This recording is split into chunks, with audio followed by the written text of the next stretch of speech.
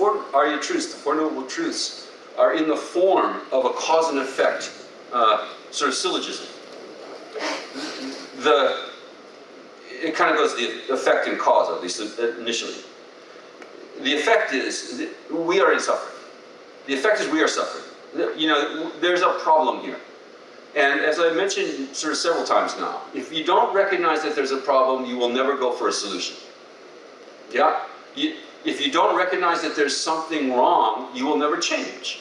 And then you know, you might turn out to be someone like many people who contact me, and people like me, who say, oh my God, I'm in the middle of a disaster, what should I do? And at that point, it's really too late, usually. It's just, you know, it's just, what, triage. At that point, you can just do triage. You know, emergency surgery of just, you know, trying to get the person through, you know, the next few hours or days or weeks or months, you see. So, you know, if you don't recognize that there's a problem here, the problem will find you eventually. But if you haven't recognized it, you'll be taken unawares, you see. Suffering's for real. Suffering's not just like somebody's opinion or theory or, you know, some pessimistic view on life. It's for real. And you will find this out sooner rather than later if you don't understand it already. So better to just like get it into your head intellectually before the next disaster occurs. Before suffering clobbers you over the head. And you know, it says, now do you believe me that life is suffering? Now do you believe me? You see? So, you know, if you have that straight in your head, then we can move on. The second thing that the Buddha said, and it is caused. Okay, it is caused. Suffering is an effect of a cause. And then we talked about lots of different potential causes for suffering, right? We rounded up the usual suspects. The craving, according to the old Pali text, the original text of Buddhism probably, the earliest text of Buddhism, say the source of suffering is dissatisfaction, which is kind of redundant in a way, right? The cause of suffering is that you're suffering. You're unhappy.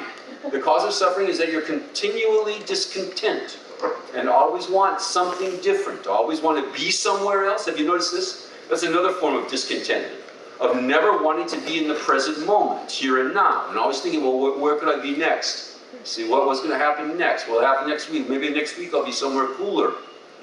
You think? I don't think so, probably. For most of us, probably not. Okay? This is it. This is way cooler than we're going to be next week. So what the hell are you like sitting around going like, oh, I can hardly wait for next week. Fantasizing about the future, you see. And by the way, the future never turns out to be the way you think it's going to be. I'll say that 100%. Never turns out to be the way you think it's going to be. Sometimes it has a vague resemblance. Almost always, it doesn't even like look anything like you thought it was going to be. You know, check it out. So you tell me what the point is of sitting around worrying about it all the time. Being anxious about it. You know, casting your mind ahead and then like, you know, going on some bad hallucinatory trip about what could happen that actually never turns out to be the way you thought it was going to be. Really perverse, okay? It's really, we all do it, of course, but really perverse. So that's one of the many forms of discontentment, the cause of our suffering. Wanting to be somewhere else all the time, wanting something that we don't have, not wanting something that we do have. And you can say, so that's one sort of major culprit. Another one we talked about is ignorance, of not knowing what's what, of believing in a false form of causality, for example. That's not karmic. Karmic is true causality. And other forms of causality that aren't related to your actions, that aren't related to your previous actions. Those forms of causality are not true. They are false, okay? So, you know, we're ignorant about all kinds of things. We turn things around, right? Our minds, our chittas, vritti things, right? That's the Yoga Sutra. Yoga, the purpose of yoga, yoga's chitta vritti narodaha. The purpose of yoga is to get really good at balancing on one leg for a long, long time. Is that what that means? No. The answer is no. Yoga's chitta vritti narodaha means the point of yoga is to narodaha, to stop. The mind, chitta, has nothing to do actually with the body. The body is a tool in yoga. It's not the point. See? It is also in the yoga text it was saying, remember, it say, don't mistake what is impure for pure. And if you look at pretty much every major yoga journal, they have seriously done this. Okay?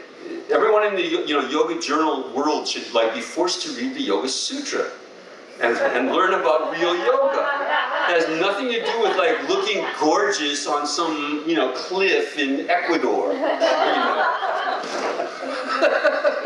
Doing downward, some downward facing. Okay? So, yoga chitta vritti nirodha. The purpose of yoga is to do something to your chitta. It is to stop the chitta from turning things inside out.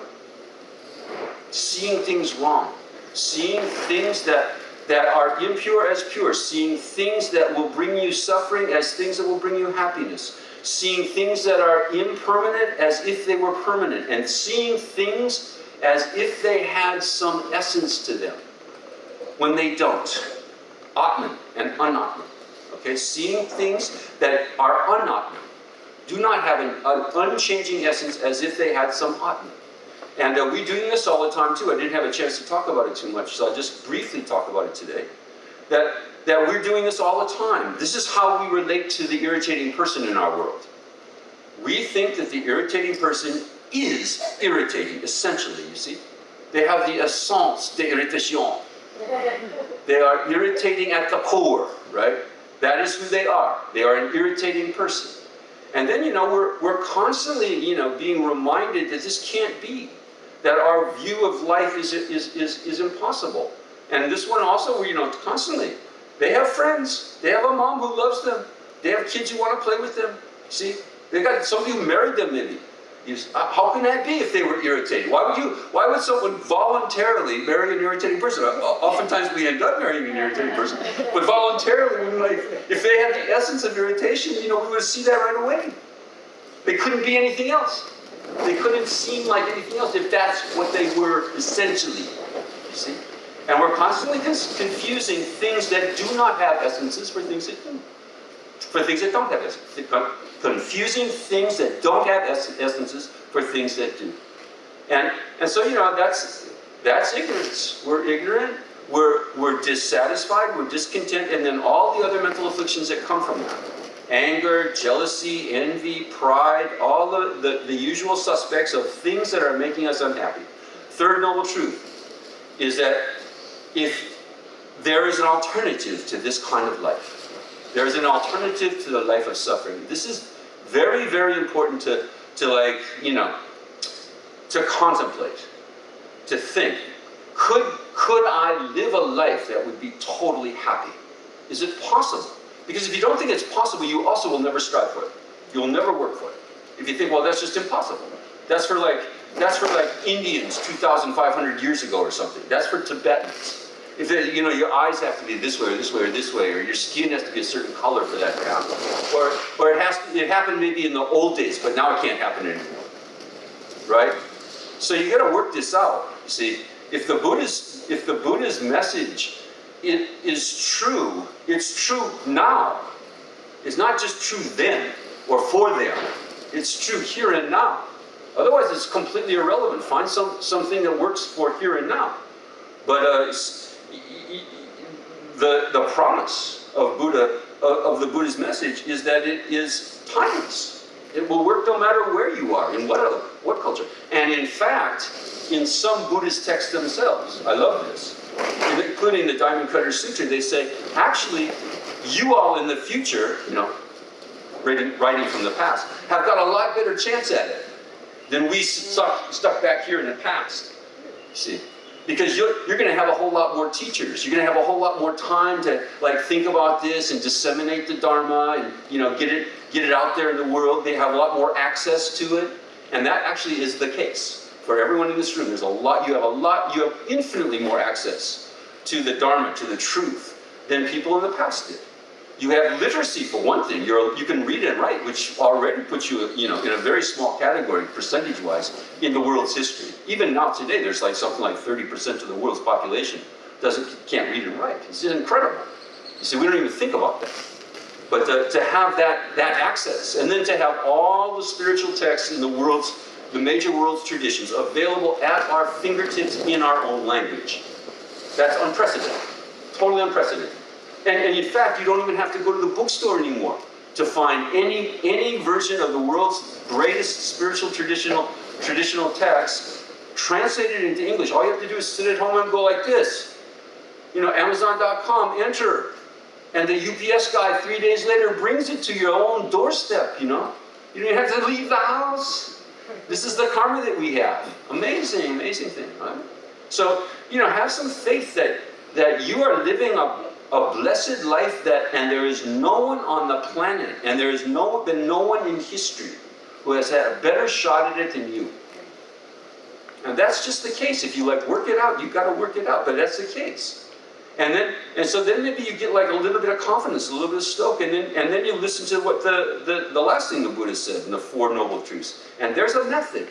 There's a cause. If you learn the method, you can receive the result. If you learn the cause, you can get the effect. And then the cause is kind of the cause is what we were kind of talking about today, pretty much. Okay, I'm going to stop there. That's my review. Because today we got to talk about the cause of happiness and the end of suffering, the cause of the end of the real causes of the end of depression, anxiety, stress, and suffering.